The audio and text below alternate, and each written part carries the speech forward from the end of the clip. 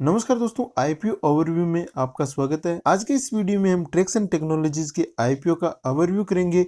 Complete detail में जानेंगे कि ये कंपनी क्या काम करती है, कंपनी के फाइनेंशियल्स कैसे हैं, इस आईपीओ में हमें अप्लाई करना चाहिए या नहीं करना चाहिए, इस आईपीओ में हमें कितना लिस्टिंग गेन हो सकता है। तो कंप्लीट ओवरव्यू करेंगे, वीडियो को एंड तक देखते रहिए। वीडियो में आगे बढ़ने से पहले दोस्तों, अगर आपके पास डीमैट अकाउंट नहीं है तो डीमैट अकाउंट ओपन करने का लिंक वीडियो के डिस्क्रिप्शन में दिया गया है, जिस पर क्लिक करके आप डायरेक्टली अपना डीमैट अकाउंट ओपन कर सकते हैं। तो आप अपने सारे फैमिली मेंबर्स के डीमैट अकाउंट ओपन जरूर करिए। ट्रेक्सन टेक्नोलॉजीज कंपनी की बात करें तो इस कंपनी की शुरुआत 2013 में हुई थी और ये कंपनी प्राइवेट कंपनीज को इंटेलिजेंस डेटा प्रोवाइड करती है अलग अलग सेक्टर की कंपनियों को ट्रैक करने के लिए। कंपनी अपनी सर्विस को ग्लोबली भी प्रोवाइड करती है और ये कंपनी ग्लोबली रैंकिंग में टॉप 5 नंबर पर आती है। कंपनी अपने बिजनेस को एसेट लाइट बिजनेस मॉडल पर ऑपरेट करती है, साथ ही सर्विस के रूप में सॉफ्टवेयर को भी ऑपरेट करती है। कंपनी अलग अलग सेक्टर में कस्टमाइज्ड सर्विस प्रोवाइड करती है और इस प्रकार इसके सर्विस पोर्टफोलियो में 58 से भी ज़्यादा कंपनियां आती है, यानी ये 58 से भी ज़्यादा कंपनियों को ग्लोबली सर्विस प्रोवाइड करती है। ये कंपनी अलग अलग प्राइवेट कंपनीज को डेटा सर्विस प्रोवाइड करती है अलग अलग पर्पज के लिए, जैसे deal sourcing, merger and acquisition के लिए, डील डिलीजेंस के लिए, एनालिसिस के लिए और ट्रैकिंग के लिए। इस प्रकार ये अलग अलग पर्पज के लिए प्राइवेट कंपनीज को इंटेलिजेंस डेटा प्रोवाइड करती है। कंपनी डिटेल्स के बाद अब हम चलते हैं कंपनी के फाइनेंशियल्स की तरफ कि कंपनी के फाइनेंशियल्स किस प्रकार के हैं, कंपनी प्रॉफिट मेकिंग है या कंपनी लॉस मेकिंग है। कंपनी के फाइनेंशियल्स में हम टोटल एसेट्स पर नज़र डालें तो कंपनी के टोटल एसेट्स में कोई हमें एक्सट्रीम ग्रोथ देखने को नहीं मिल रही है। कंपनी की एसेट्स में स्लो एंड स्टडी ग्रोथ देखने को मिल रही है। कंपनी की टोटल रेवेन्यू भी 31 मार्च 2020 तक कोई खास नजर नहीं आ रही थी, लेकिन कोविड पेंडेमिक के टाइम कंपनी की टोटल रेवेन्यू में अच्छी ग्रोथ देखने को मिली। लेकिन जो लेटेस्ट क्वार्टरली रिजल्ट आए हैं उसमें भी कंपनी की रेवेन्यू कुछ खास नजर नहीं आ रही है। प्रॉफिट आफ्टर टैक्स की बात करें तो company all the time loss में ही रही है, लेकिन जो लेटेस्ट क्वार्टरली रिजल्ट आए हैं उसमें कंपनी ने करीबन 1 करोड़ रुपए के आसपास प्रॉफिट दिखाया है। तो कंपनी ने कुछ खास प्रॉफिट जनरेट नहीं किया है, ना ही कुछ खास रेवेन्यू में ग्रोथ दिखाई है। ओवरऑल देखा जाए तो कंपनी की रेवेन्यू भी कुछ खास नहीं है। अगर पेंडेमिक के टाइम को छोड़ दिया जाए तो कंपनी की रेवेन्यू में कुछ खास ग्रोथ देखने को नहीं मिली है। प्रॉफिट आफ्टर टैक्स भी कुछ खास नहीं है, ऑल्दो कंपनी ने यहाँ पर अपने लॉस को रिकवर जरूर किया है। इस लेटेस्ट क्वार्टर में प्रॉफिट जरूर दिखाया है, लेकिन फिर भी देखा जाए तो कंपनी के फाइनेंशियल्स उतने अच्छे नहीं है। नेटवर्थ भी कंपनी की उतनी खास नहीं है, नेटवर्थ भी कंपनी की स्थिर नजर आ रही है। इसलिए यहाँ पर देखा जाए तो कंपनी के फाइनेंशियल्स उतने अच्छे नहीं है। फाइनेंशियल्स को देखते हुए इस कंपनी में इन्वेस्टमेंट करना थोड़ा रिस्की हो सकता है। जो कंपनियां लॉस मेकिंग होती है या अपने प्रॉफिट या टोटल रेवेन्यू में ग्रोथ नहीं दिखा पाती, उन कंपनियों में इन्वेस्टमेंट करना थोड़ा रिस्की हो जाता है। इसलिए इस आईपीओ में अप्लाई करना थोड़ा रिस्की नजर आ रहा है। इसके बाद हम आईपीओ डिटेल्स पर चलते हैं। इस आईपीओ की जो ओपनिंग डेट है वो 10 अक्टूबर 2022 है। इस आईपीओ की क्लोजिंग डेट 12 अक्टूबर 2022 है। इस आईपीओ का अलॉटमेंट 17 अक्टूबर 2022 को होने वाला है। अनफॉर्चुनेटली अगर आपको अलॉटमेंट नहीं होता तो आपका रिफंड प्रोसेस 18 अक्टूबर 2022 को कर दिया जाएगा। अगर फॉर्चुनेटली आपको अलॉटमेंट हो जाता है तो आपके डीमेट अकाउंट में 19 अक्टूबर 2022 को शेयर क्रेडिट कर दिए जाएंगे।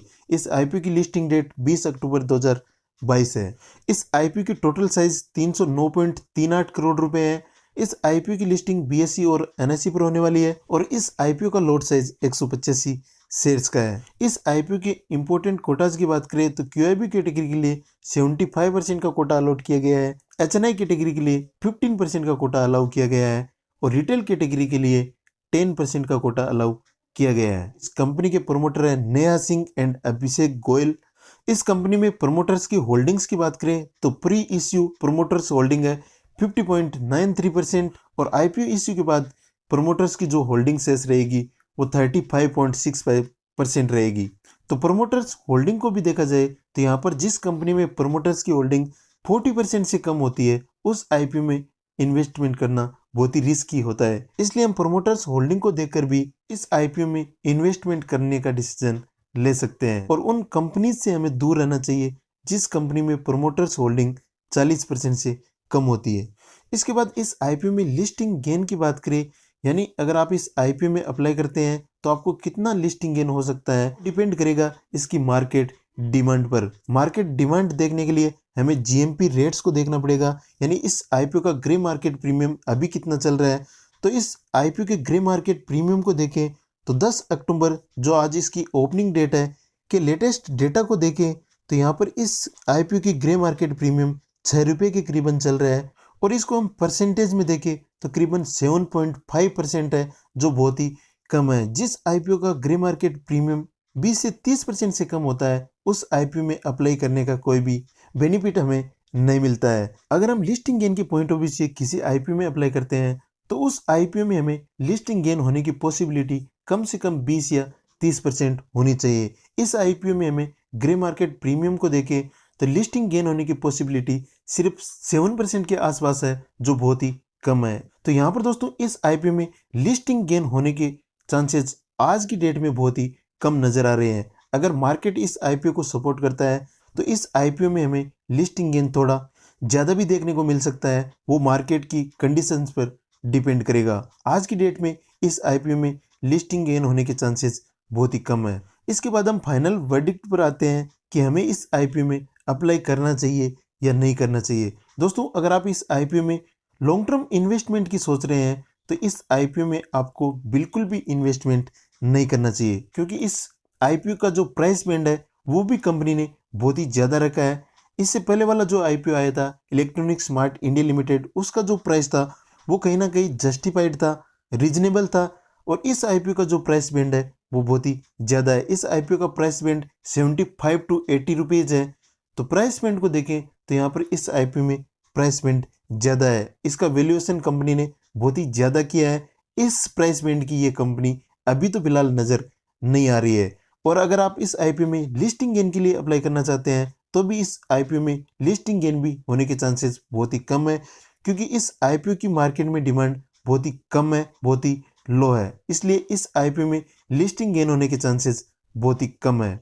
इस प्रकार इस कंपनी के ओवरऑल डेटा को देखें तो इस आईपीओ से आपको दूर रहना ही अच्छा होगा। इस आईपीओ में अप्लाई करने के लिए मेरा डिसीजन बिल्कुल नो है। अगर आप इस आईपीओ में इन्वेस्टमेंट करना चाहते हैं तो अपने रिस्क पर कर सकते हैं। इस प्रकार दोस्तों आज की वीडियो में इतना ही। अगर आपको ये वीडियो पसंद आया तो वीडियो को लाइक ज़रूर करें। इस वीडियो से रिलेटेड कोई भी सजेशन है, कोई भी क्वेरी है तो नीचे कमेंट सेक्शन में कमेंट करके ज़रूर बताएं। अगर आप इस चैनल पर नए हैं तो चैनल को सब्सक्राइब करने के साथ साथ बेल आइकन को क्लिक करें ताकि आगे आने वाली वीडियोस का नोटिफिकेशन आपको मिलता रहे। चलिए मिलते हैं आपसे अगले वीडियो में, तब तक के लिए नमस्कार, जय हिंद, कीप लर्निंग।